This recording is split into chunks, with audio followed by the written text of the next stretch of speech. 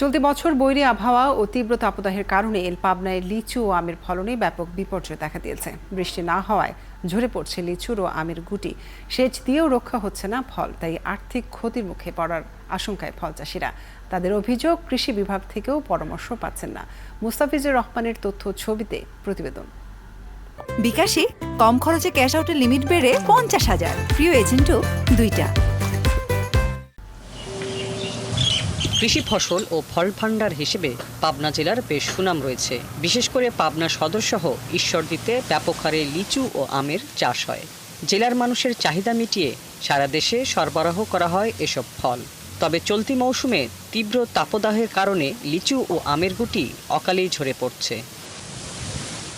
অতিরিক্ত তাপমাত্রার পাশাপাশি ছত্রাকের আক্রমণে এবছর ফলন অনেক কম হওয়ার আশঙ্কা করছেন বাগান মালিক ও ফল চাষিরা। বাগানের ফল রক্ষায় পরামর্শের জন্য কৃষি বিভাগের কাউকে কাছে পাননি বলেও অভিযোগ তাদের। এমন একটা বিপর্যয় পড়ছে যে আপনার কোনো প্রকারে ফলকে ঠেকাতে পারছে না, এবং পাবনাতে কোনো কৃষি অফিসারও পাচ্ছে না যে আমাদেরকে একটু পরামর্শ দেবে। কোনো মেডিসিন দিয়ে ঠেকানো যাচ্ছে না। আবার দেখা যাচ্ছে সরকারের থেকে কোনো কৃষি অফিসারও এই দেশে আসে কোনো যুক্তি পরামর্শ দিচ্ছে না চাষিদের।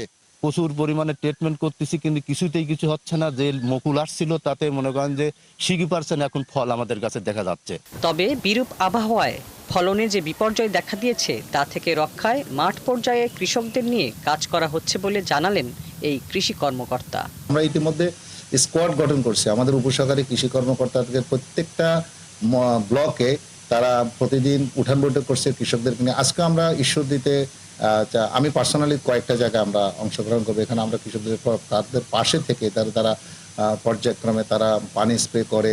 পাবনায় এবছর 4,721 হেক্টর জমিতে আগাম জাতের লিচু ও 2,730 হেক্টর জমিতে আম চাষ হয়েছে। কৃষি বিভাগের তথ্য অনুসারে জেলায় তালিকাভুক্ত ফল চাষি রয়েছেন প্রায় 3,000। হাসিবা আলী বর্ণা, 71।